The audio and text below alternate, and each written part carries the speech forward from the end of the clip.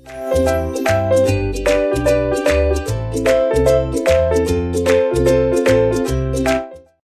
클라우드 서비스 조코드입니다. 이번 시간에는 그룹스를 한번 설명해 드리도록 하겠습니다.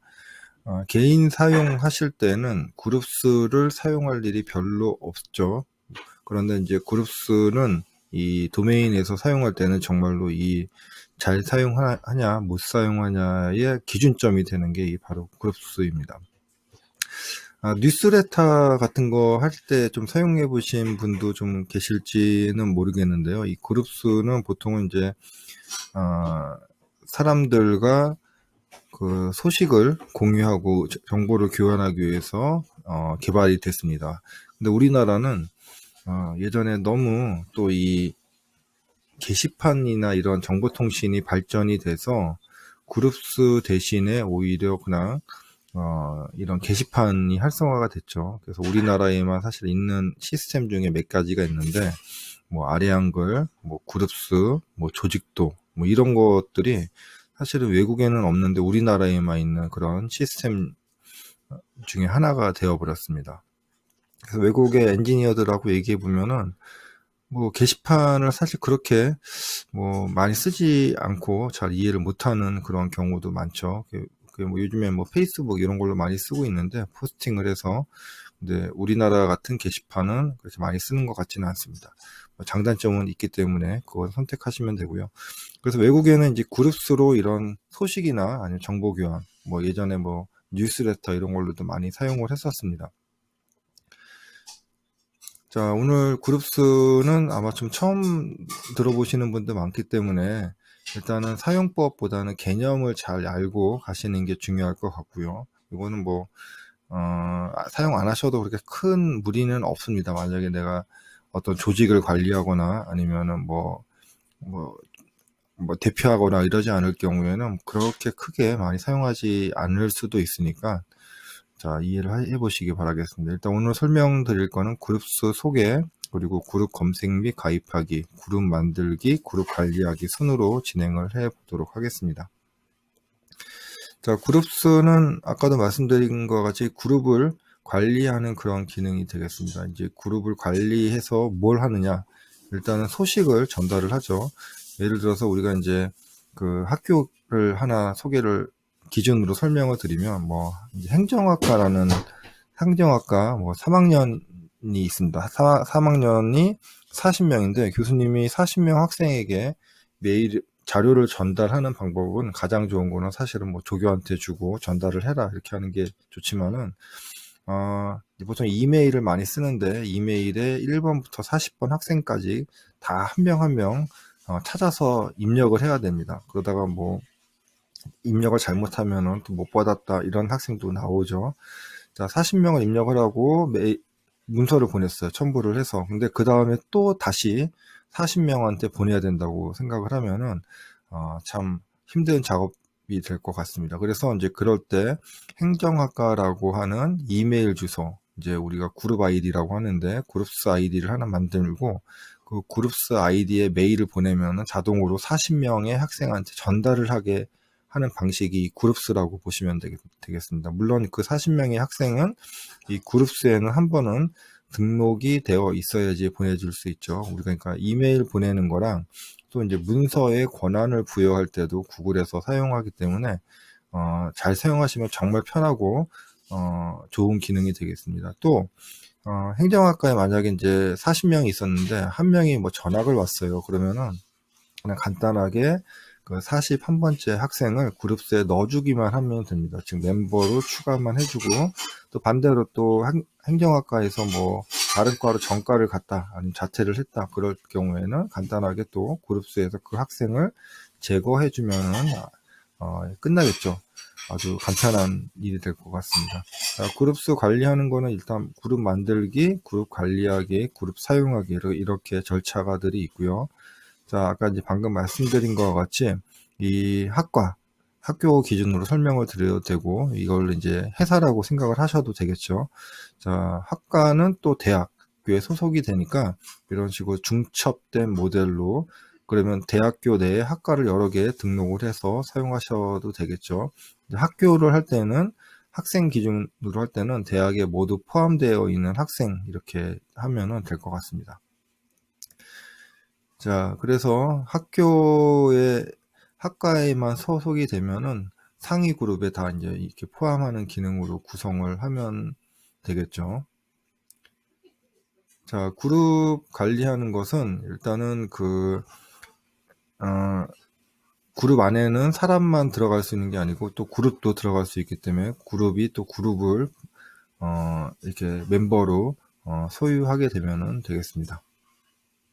자, 그래서 이제 사용하는 방법은 두 가지입니다. 하나는 이메일 주소로 사용하는 방법, 아까 DPT1이라고 하는 거를 행정학과라고 생각한다면은 행정학과 40명한테 들어있는 학생들한테 모두 이 메일이 가겠죠.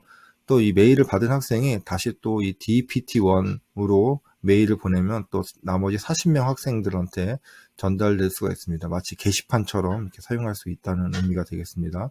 이제 우측에서는 이제 컨텐츠 권한을 줄 때도 이런 식으로 줄 수가 있죠. 그래서 구글의 모든 컨텐츠에도 다 이런 식으로 권한 부여를 할 수가 있겠습니다. 자, 우리가 이제 그룹 맨 처음에 만드는 게 조금 복잡한데요.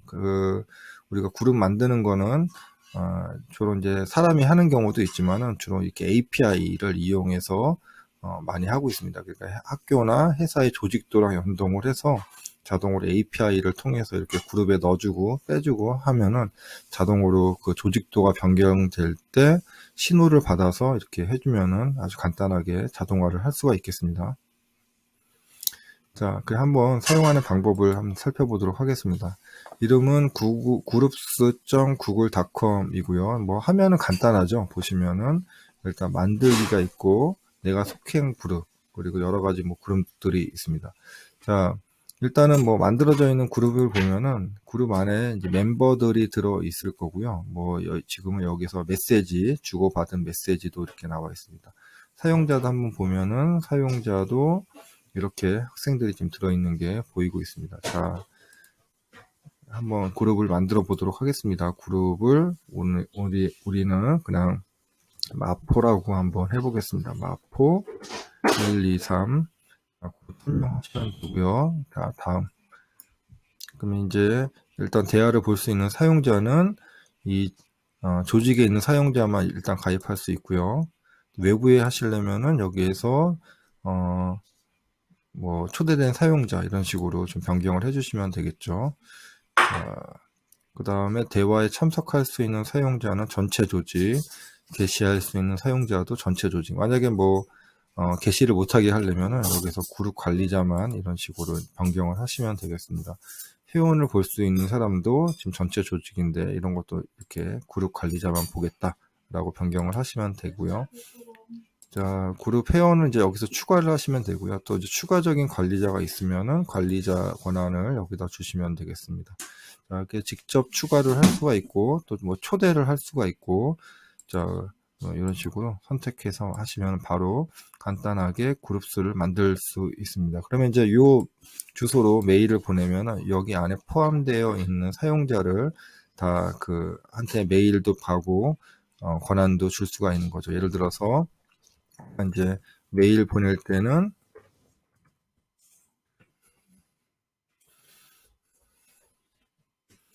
이제 지메일에서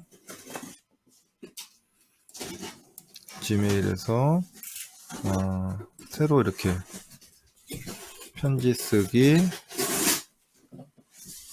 이렇게 해서 보내면 이제 모두 메일이 또 가겠죠. 그리고 이제 우리가 이 문서에 대해서 공유를 할 때 아까 방금 만들었던 그룹스 이름으로 이런 식으로 주면은 또 우리가 권한을 편집 권한인지 권한에 따라서 줄 수 있는 기능이 바로 이 그룹스 기능이 되겠습니다. 자, 그룹스 기능에 대한 설명은 여기까지만 하도록 하겠습니다.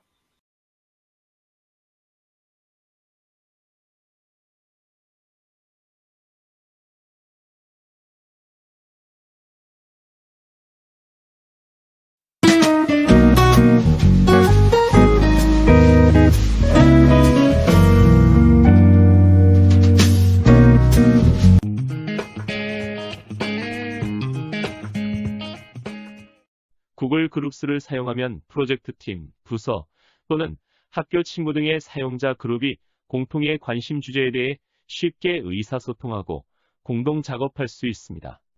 구글 그룹은 여러 가지 유형과 목적에 따라 다양하게 활용할 수 있습니다.